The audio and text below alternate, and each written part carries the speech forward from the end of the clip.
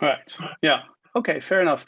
So with that in mind, what I think you can add to your meeting is, a bit more structure, Mm-hmm. right? So basically, if you create maybe just one slide, right, that says, okay, guys, happy that you're here. What we're doing today is that we're going to go into, the update for Mekong 1 and Mekong Plus. Mm-hmm. And then you basically give people a bit of an agenda, right? So you say, okay, quick introduction about Mekong Yeah. 1. Okay. Then talk about, okay, so what do the quilters do? How have people with the quilts or who are the quilters? Yeah. How have they done things? Then we're going to Mhm. talk a bit about the communication struggles that we've had and how we've solved this. Then we're Yeah. going to talk about bridges. Then we're going to talk about the methane gas Scholarships and project. Yeah, the microcredit, scholarship. biogas. Yeah. Yeah, exactly.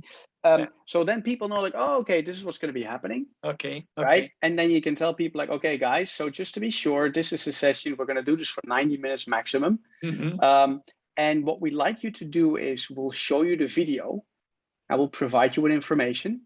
Please, afterwards, once we are done, we're opening it up for questions. So you can Right. ask your questions and give Right. your comments and stuff like that. But besides this, I feel that their presentation is often confusing.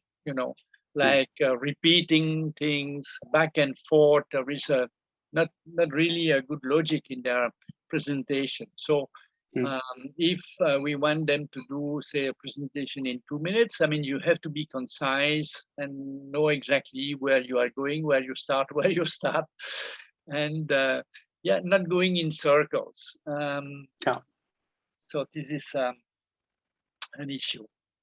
Yeah. No, it's true. And still, I could follow their stories quite well. I understand what they're about, and they actually share the information that is needed. But you're right. Sometimes they share it in like a bit of a roundabout way. Right. Yeah. Right. So it seems that they know their stuff really well. However, it might need a bit more structure, right? Yeah.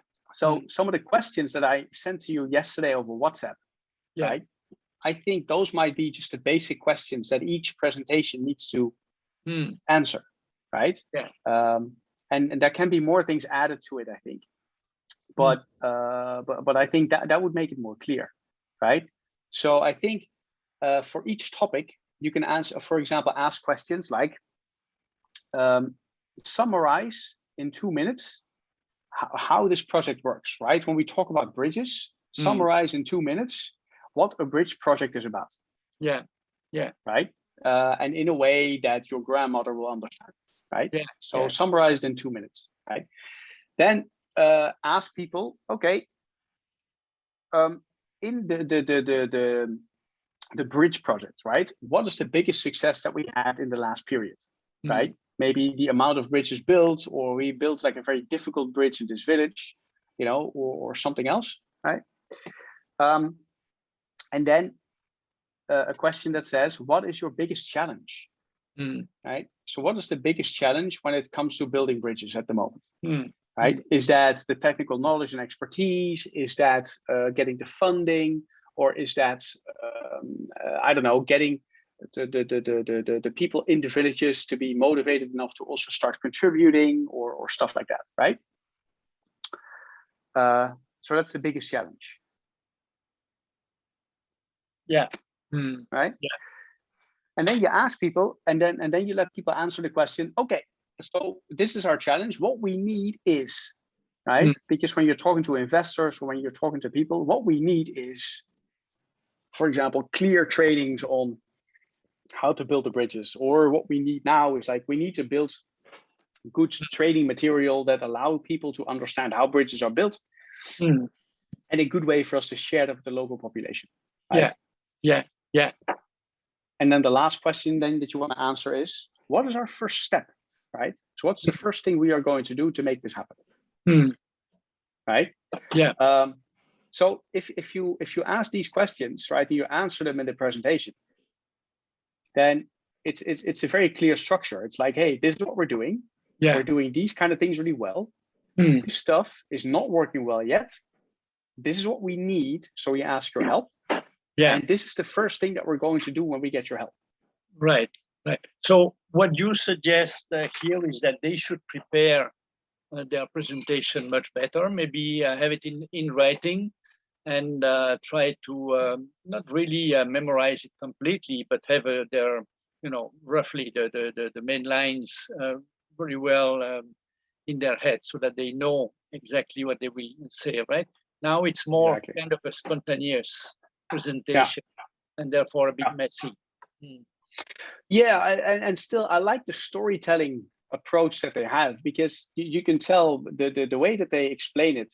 You can tell that they're there with people every day. You can tell that they are knowledgeable, right? Right. And that part, I think, of the story is great. Exactly. And I think we should keep that in, because I really like the way that they're presenting it. But I think it should be the introduction, right? I think what they should do is, like, the first 2 minutes, they just talk about, free flow, their own way of, like, hey, this is what this project is about. This is what we know about this. This is how it works. This is the structure, right? But then after that, you need them to focus on four, maybe 5 pointed questions, right? Biggest success, biggest challenge, what are the needs, right? And what is the first step? Yeah. And yesterday, actually, I was a bit upset because her phone was going in all directions. She could not keep her phone quiet. I would love her to put it somewhere and don't touch it anymore. And then put it in some place where there is no not shining light in the back that can see her face, etc. That kind of thing. But basically the Q&A, she could probably invite. Yeah, exactly that kind of stuff. Yeah. So this is very simple, right? This is like a tripod, right? You can fold it around all kinds of stuff. You can buy this on Lazada, and then this thing you buy on top, and then you can shove your phone in it, and then connect your phone to it. Then you put it down, right? Absolutely. She takes like a nice place to sit down, right? And then she just talks to everybody when she's in the meeting. That's probably the easiest way for her to make sure that there's no garbage stuff. And it should be pretty near, though, because you have all the noise at the farm, like dogs barking and chicken, etc., cars passing by. So the phone has to be not too far, probably not farther than 1.5 meters or maximum 2 meters from her. Yeah, actually, what I think she should do is, like, probably with her phone, she has a headset, right? Like this. So she should probably just use a headset. Connect that, because then her voice is much closer to the microphone. Right. So then you will have less distraction from surround noises. Yeah, you're right. Yeah. When you make a video, you can also maybe put in subtitles. Yeah. Because I know, for example, Sang, she knows loads of things, and she speaks good English, but her accent is sometimes really hard to grasp. Yeah. So what you might want to do is just to put in subtitles for each of the videos. Takes a bit of time to put them in, but once they're there, it'll add a lot of understanding for the people watching. Okay. Yeah. Good. Well, thank you very much, Thijs. I think we need to do some homework now. Okay. And I was thinking before calling you whether we could ask you to do a training session with the staff, but maybe we could do some homework first and go through the question, go through the presentations first, and then come back to you. Yeah, that sounds good, Bernard. And then have a session, maybe not in the field, but the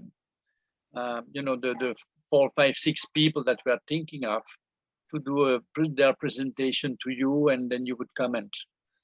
Yeah, that's great. We can do that.